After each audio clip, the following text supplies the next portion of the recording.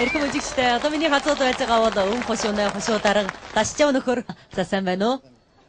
За та бүхэнд өвөн хошууны шинэхэн болгосноо орчин мэндэлд одоо өөрийнхөө уламжлалт соёл урлагаа хэрхэн уламжлах хөгжөөж байгаа талаас үзэгч олондоо танилцуулж яриад өгнө.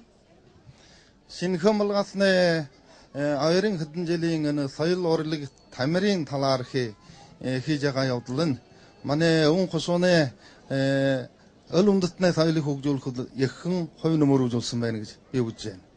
Тэгвэл сум шатны хэмжээндээс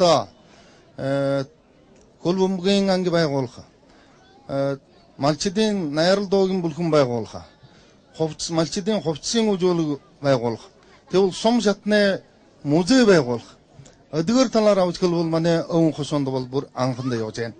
Мөн хөлбөмбөр бүх оронд шигсэн цөөхөн ийм сум байдаг. Тэгэхдээ миний үзэхээр бол энэ үндэстний соёл урлаг тамирыг хөгжүүлэх манай цог жавхаагийг дөөлөх, хэмэрсэлдэ мандуулах олон тал дээр бол яхан хувь нэмэр үзүүлсэн байна гэж үзэж байна.